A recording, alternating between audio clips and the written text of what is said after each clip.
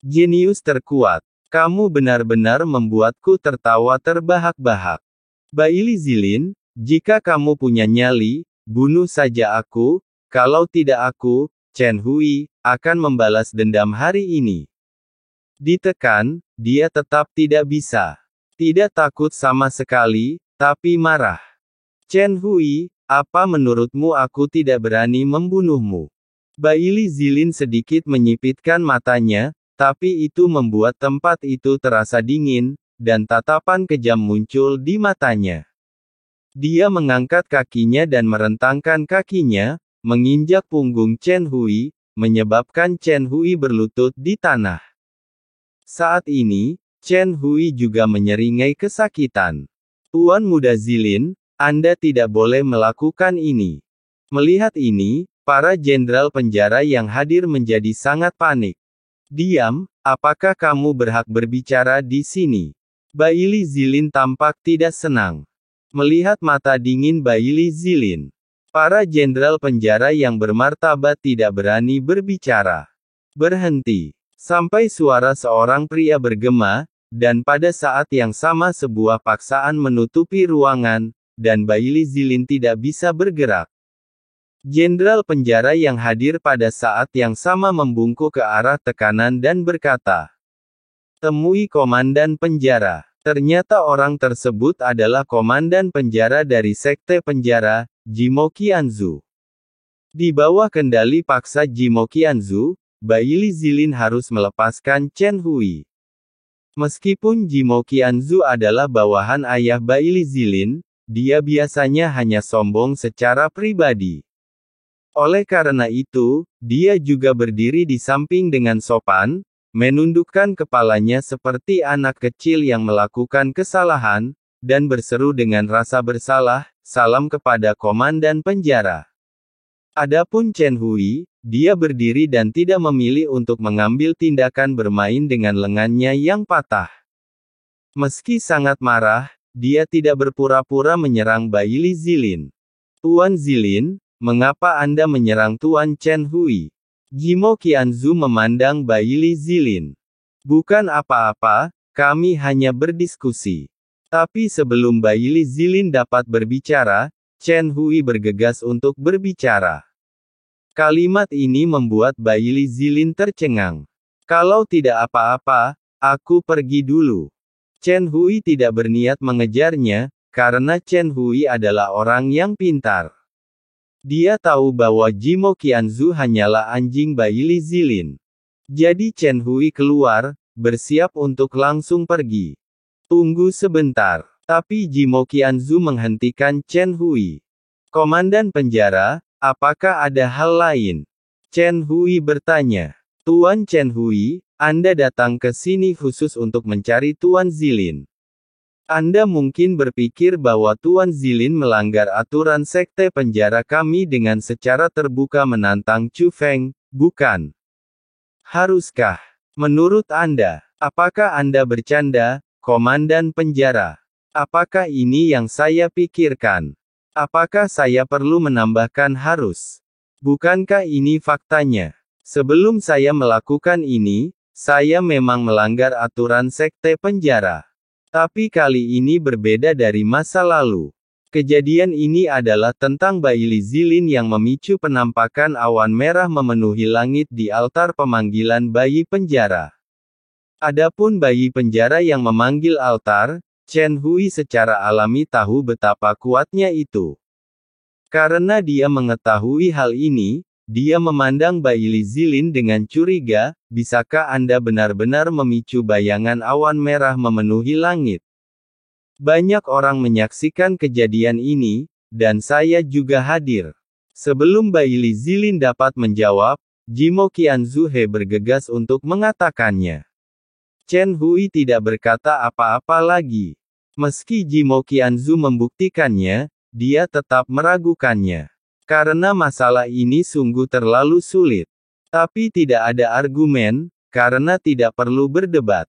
Masalah ini sangat penting. Ketika orang dewasa dari sekte penjara meninggalkan penjara, mereka secara alami akan menyelidiki dengan jelas dan kebenaran akan terungkap. Jadi Chen Hui langsung memahami poin kuncinya, bahkan jika masalah ini benar, lalu apa? Apakah ini alasan mengapa dia melanggar aturan sekte penjara kita? Tentu saja tidak, segera dia memberitahu Chen Hui tentang wilayah bintang abadi. Dia dan Baili Zilin telah mengunjungi wilayah bintang abadi dan mengkonfirmasi perubahan di wilayah bintang abadi. Cepat atau lambat, Immortal Starfield akan muncul di dunia. Mereka sekarang telah memulai persiapan untuk melindungi wilayah bintang abadi. Dilihat dari waktunya, itu tidak akan memakan waktu lama. Bagaimanapun, sekte penjara akan muncul secara terbuka dan terbuka di hadapan dunia cepat atau lambat. Inilah mengapa dia setuju dengan Baili Zilin dan secara terbuka menantang Chu Feng. Tentu saja dia tidak mengatakan yang sebenarnya. Tapi bilang itu keputusannya. Apakah kamu memintanya melakukan ini? Chen Hui sangat terkejut saat mendengar ini. Sebagai komandan penjara, melanggar peraturan sekte penjara secara terbuka juga merupakan kejahatan serius. Masa-masa yang luar biasa memerlukan tindakan yang luar biasa. Sebagai komandan penjara, saya memiliki hak ini. Saya merasa karena sekte penjara saya akan muncul di hadapan dunia cepat atau lambat, lebih baik memberitahu dunia kekuatan penjara saya, sekte terlebih dahulu dan mengubah sikap terhadap sekte penjara saya. Kesan. Kata Jimo Qianzu. Apakah Anda ingin membangun citra untuk sekte penjara kami, atau untuk tuan muda Anda Zilin? Tanya Chen Hui.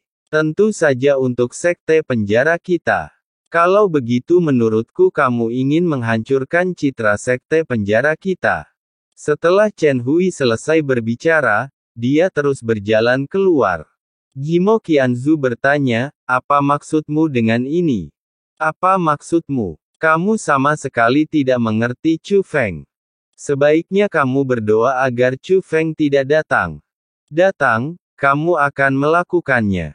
Itu pasti berada di atas sejarah kriminal sekte penjara kita. Tinggalkan namamu. Chen Hui telah pergi, tapi suaranya bergema di koridor. Jimo Qianzu sedikit mengernyit, sambil berpikir. Tapi Baili Zilin tersenyum menghina, idiot. Waktu berlalu, dan dalam sekejap mata, itu adalah hari ketika Baili Zilin membuat janji untuk melawan Chu Feng. Garis darah Tianhe, wilayah bintang pembakaran pembuluh darah, alam fana pembakaran pembuluh darah, desa pembakaran pembuluh darah.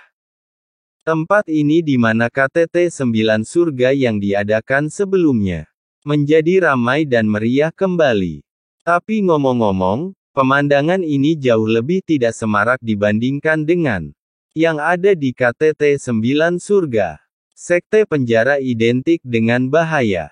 Namun, dunia seni bela diri tidak pernah kekurangan orang-orang yang tidak takut mati sekte penjara. Mereka sebenarnya muncul secara terbuka. Kekuatan macam apa Baili Zilin itu? Beraninya kamu menantang monster itu Chu Feng?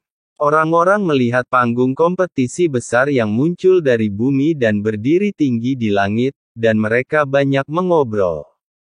Meski panggung kompetisinya besar, namun terhalang oleh penghalang, sehingga gambaran lengkapnya tidak terungkap. Namun, ada hal berbeda di sekitar tahap kompetisi. Orang-orang dari sekte Shaoyu menjaga ketertiban dan tidak mengizinkan siapapun mendekati tahap kompetisi. Gaun unik itu mewakili identitas mereka sebagai anggota sekte penjara datang. Jika kamu tidak datang, maka perjalanan kita akan sia-sia. Hanya melihat waktunya semakin dekat, tetapi tidak ada Chu Feng, orang-orang yang datang sedikit panik. Mereka melintasi langit berbintang dan mengambil risiko datang ke sini hanya untuk menyaksikan pemandangan sejarah. Jika Chu Feng tidak melakukannya, ayo, bukankah mereka akan mendapat masalah? Jangan melihat sosok kultivator bela diri di kehampaan, mereka sepadat hujan badai yang membeku di langit. Namun nyatanya, masih banyak orang yang memilih menyembunyikan diri dan tidak pernah muncul. Misalnya, kapal perang terapung yang sangat besar berukuran sangat besar sehingga tampak seperti pulau besar yang muncul dari permukaan tanah. Tetapi karena formasi tersembunyinya yang kuat, hampir tidak ada yang menyadarinya. Sekalipun lewat di depannya, indranya akan terpengaruh oleh formasi tersembunyi, sehingga tidak ada kelainan yang terdeteksi sama sekali. Dan di dek kapal ini, semua orang yang berdiri di dek kapal sebenarnya adalah anggota sekte penjara. Jutaan anggota sekte penjara berdiri rapi seperti tentara yang siap berangkat, dengan momentum yang luar biasa. Yang di depan ada dua orang. Salah satunya adalah seorang lelaki tua berambut putih, mengenakan jubah jenderal penjara. Dia menatap panggung kompetisi dengan ganas, seperti binatang buas yang membalas dendam, mencari mangsanya. Tuan Yunao, tidak perlu melakukan ini, saya tidak punya niat untuk membalas dendam. Kata pemuda di samping lelaki tua itu, dan ternyata ini adalah Chen Hui. Berani menyentuhmu secara terbuka, ini menunjukkan bahwa kami sama sekali tidak menganggap serius sekte kuno kami. Bahkan jika dia menyebabkan awan merah memenuhi langit, dia tidak boleh terlalu sombong. Saya harus mencari penjelasan untuk ini, masalah. Seorang pria bernama Yunao, pria tua itu mengertakkan gigi saat dia berbicara, dan Anda bisa merasakan kejengkelannya hanya dengan mendengarkan nadanya. Yunao ini sangat kuat. Alasan mengapa tokoh besar dari sekte kuno itu berani mundur dengan tenang adalah karena keberadaan Yunao. Pria ini, karena sifatnya yang malas, sudah berkali-kali menolak menjadi komandan penjara. Namun kekuatannya sudah mencapai level Yu Shuai. Di pihak sekte kuno, mereka juga memiliki suara yang lebih berat. Karena dia mengetahui kekuatan Yunao dan temperamen Tuan Yunao, Chen Hui tahu bahwa jika dia tidak menghalanginya, hari ini mungkin akan berubah menjadi perang saudara di sekte penjara. Tuan Yunao. Chen Hui membalikkan telapak tangannya dan mengulurkannya di depan Tuan Yunao. Untuk apa? Tuan Yunao membuka mulutnya sedikit, tampak bingung. Letakkan telapak tanganmu di atas telapak tanganku, kata Chen Hui. Hui, meskipun Yuna tidak menyukaimu, kamu tidak boleh seperti ini. Kamu harus tetap menjadi pria yang jujur. Apa? Pasang itu untuk memberimu kejutan, kata Chen Hui. Melihat ini, Tuan Yunao merasa ragu dan mengangkat telapak tangannya. Pada saat ini, Tuan Yunao tertegun pada awalnya, dan kemudian tersenyum. Nak, apakah kamu melakukan ini dengan sengaja? Aku membiarkan dia merajalela, dan akan selalu ada saat dia menderita. Senyuman bangga, tapi kalimat ini adalah pesan rahasia. Dia tidak tahu apakah ada orang di belakangnya yang berada di sekte kuno tetapi masih di sekte baru. Guru Yunao juga segera memahami apa yang dimaksud Chen Hui, dan diam-diam bertanya, "Nak, izinkan saya memberitahu Anda, dengan bakat Anda telah memasuki alam dewa sejati, bagaimana Anda bisa begitu lemah?" Apa menurutmu Baili Zilin benar-benar bisa menyebabkan fenomena awan merah memenuhi langit? Tanya Chen Hui. Kami tidak membicarakan hal ini. Ada banyak saksi hari itu, kata Lord Yunao. Bagaimanapun, saya tidak percaya, kecuali dia memicu fenomena awan merah lagi di depan saya. Namun saat ini penonton menjadi riuh. Ternyata tempat kompetisi telah berubah. Kekuatan penghalang yang menutupi mulai menghilang. Saya melihat sesosok tubuh kecil berdiri di tengah panggung kompetisi besar. Namun ketika semua orang memusatkan perhatiannya, hampir tidak ada yang berani meremehkan orang ini. Bagaimanapun, citra Baili Zilin tampaknya memiliki sikap jenius tingkat monster. Saya, Baili Zilin, menyambut Anda semua atas nama Sekte Penjara. Ada di sini untuk menyaksikan pertarungan antara saya dan Chu Feng. Baili Zilin dengan sopan mengepalkan tinjunya dan memberi hormat kepada semua orang. Tindakan ini mengejutkan semua orang. Sekte penjara yang terkenal kejam sebenarnya tahu etiket. Tapi setelah tenang, Baili Zilin melihat sekeliling lagi. Hanya saja waktunya telah tiba sekarang. Saya tidak tahu jika Chu Feng tidak berani muncul, atau dia tidak berani datang sama sekali. Singkatnya, saya, Baili Zilin, berdiri di sini seperti yang dijanjikan, tetapi itu tergantung pada Chu Feng apakah saya dapat mencegah para senior menjadi sia-sia. Petik 2. Implikasinya tergantung apakah Chu Feng berani datang. Ya, waktunya telah tiba. Di mana Chu Feng? Kamu benar-benar tidak berani datang, kan? Kata-kata Baili Zilin menyesatkan banyak orang, dan mereka semua merasa bahwa Chu Feng tidak berani menantang. Bah, apa-apaan ini, kamu benar-benar tidak ingin pamer. Jika Chu Feng tidak datang, dia tidak akan datang repot-repot ngomong sama kamu, tapi dia cuma beri label orang tidak berani melakukannya. Chen Hui mengutuk. Hui, kamu tampaknya sangat optimis tentang Chu Feng. Mendengar ini, Yun Ao menatap Chen Hui. Yah, aku pernah melihat Chu Feng. Kekuatannya saat itu masih sangat terbatas, tapi di puncak 9 surga dia sudah bangga dengan semua pahlawan yang dia buat kemajuan pesat. Saya kira dia seharusnya menjadi dewa sejati sekarang. Dengan penampilannya di puncak 9 surga, di manakah Baili Zilin memiliki keberanian untuk mengalahkan Chu Feng? Apakah dia benar-benar berpikir bahwa di dunia seni bela diri yang luas ini, dia adalah satu-satunya jenius dan jenius lainnya hanyalah kubis? Kata Chen Hui. Oh, karena saya sudah melihatnya, menurut Anda siapa yang lebih baik jika Anda melawan Chu Feng itu? Yun Ao bertanya. Meskipun aku mengagumi Chu Feng, jika kamu melawanku, aku pasti akan menjadi lebih baik. Mengenai hal ini, Chen Hu menunjukkan keyakinannya.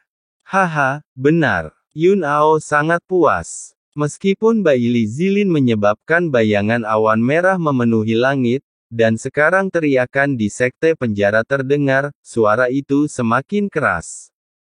Namun mereka, orang-orang sekte kuno, masih optimis terhadap Chen Hui. Saat keduanya sedang mengobrol singkat, lautan manusia yang luas telah meledak sepenuhnya. Bagaimanapun, waktunya sudah habis, tapi Chu Feng tidak terlihat. Semua orang merasa perjalanan mereka mungkin sia-sia. Saya mengambil risiko datang ke sini hanya untuk menyaksikan sejarah. Sekarang perjalanan saya sia-sia. Mau tidak mau saya akan merasa kesal. Kebencian ini pasti akan menimpa Chu Feng. Tiba-tiba, segala macam keluhan bergema, dan beberapa orang bahkan mulai memarahi Chu Feng karena sia-sia dan tidak berani menantangnya. Melihat situasi ini, Baili Zilin merasa waktunya telah tiba dan mau tidak mau bertanya dengan lantang. Chu Feng, apakah kamu benar-benar tidak ada di sini?